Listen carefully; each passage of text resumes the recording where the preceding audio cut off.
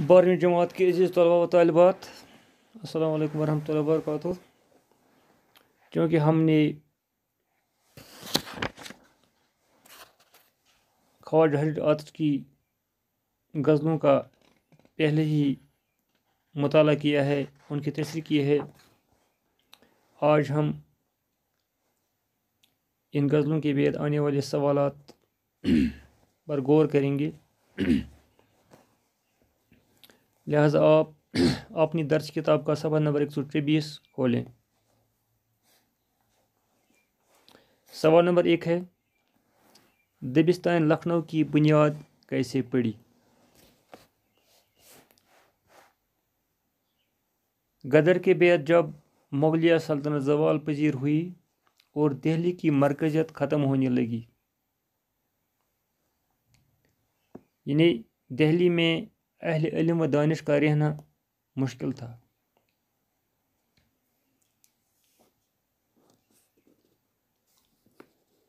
तो आसिफुल दौला ने लखनऊ को अपना दारुल सल्तनत बनाया। इस तरह उर्दू ज़बान व अदब का दूसरा मरकज़ लखनऊ बन गया।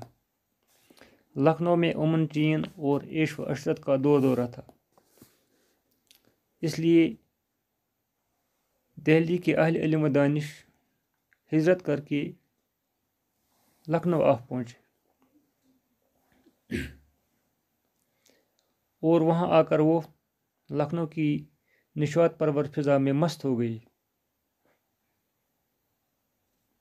उनमें मीर ज़ाहिक, सोज, मीर हसन, सौदा, जुरात, मुसैफ़ी और इंशा वगैरह काबिल ज़िक्र हैं।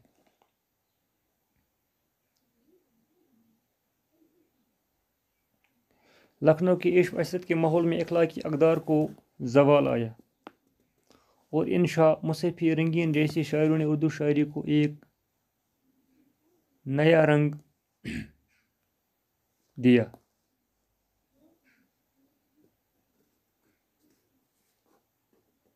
इस दबिस्तान की पैरवी करने वालों में नासिक और आतिश के नाम बहुत अहम हैं। सवाल नंबर 2, दबिस्तान लखनऊ के नुमाइंदा शायरों के नाम लिखिए। दबिस्तान लखनऊ के नुमाइंदा शायरों में नासिक, आतिश, बरक, मुनीर और शौक वगैरह काबिल ज़िक्र हैं। सवाल नंबर 3, दबिस्तान लखनऊ की इम्तियाज़ी खुसूसियात क्या हैं?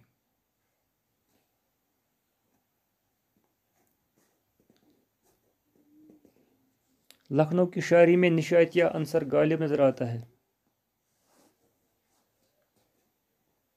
यहाँ की शायरी सरमाई में मसरत की लहर सी दौड़ नज़र आती है।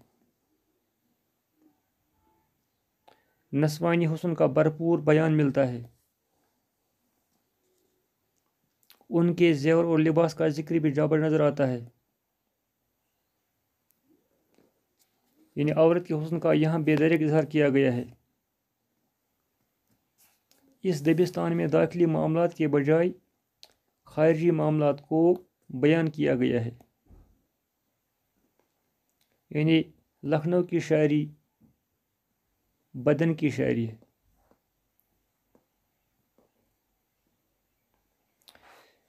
सवाल नंबर 4, दर्ज झेल अशआर की तशरीह कीजिए। यहाँ आतिश की गज़लों के 2 अशआर दिए गए हैं, इनकी तशरीह करना है।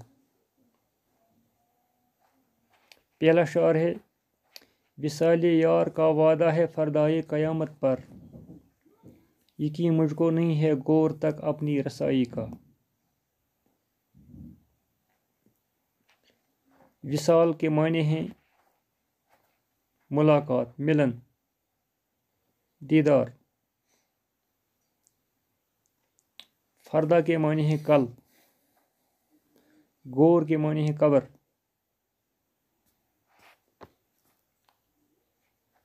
ख्वाजा हैदर अली आतिश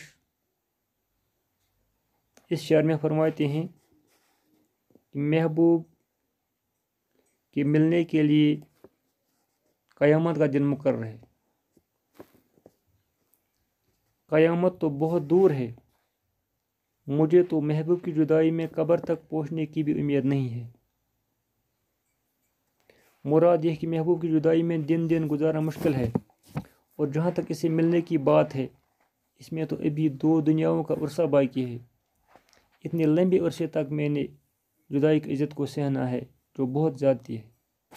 یعنی شاعر کو اس دنیا میں محبوب کا وصال حاصل نہ ہو سکا،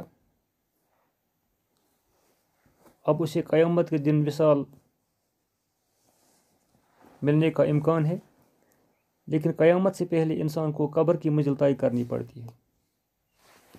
شاعر اتنا تنگ آیا ہے صبر کرتے کرتے کہ فرماتا ہے کہ مجھے قبر تک پہنچنے کا بھی یقین نہیں ہے، تو قیامت کو دور کی بات ہے۔ دوسرا شعر: یہ کعبہ سے نہیں بے وجہ نسبت رخ یار، یہ بے سبب نہیں مردے کو قبلہ رو کرتے۔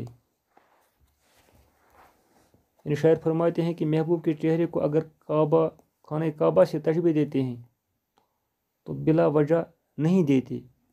محبوب کے چہرے میں تو واقعی کعبہ کی سی خاصیت ہے، اس لیے مرنے کے بعد بھی عاشقوں قبلہ کی طرف منہ کر کے لٹاتے ہیں،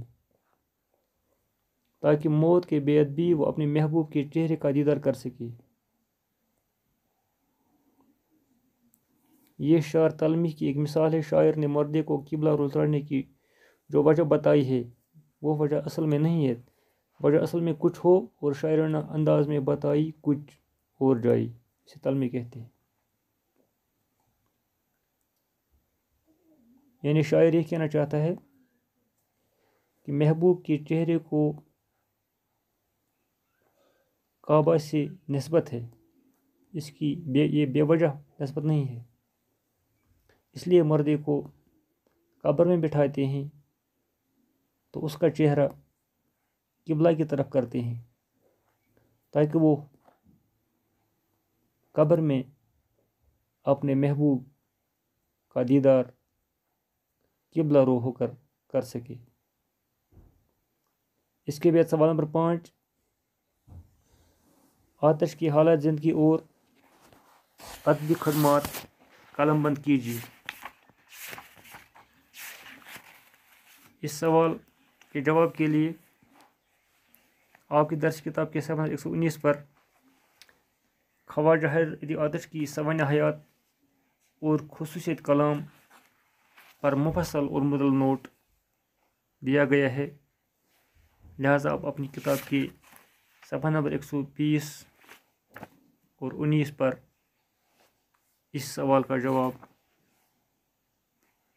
دیکھیں۔ اس طرح خواجہ حیدر علی آتش کی غزلوں کے سوالات کے جوابات مکمل ہوئے۔ باقی شکریہ۔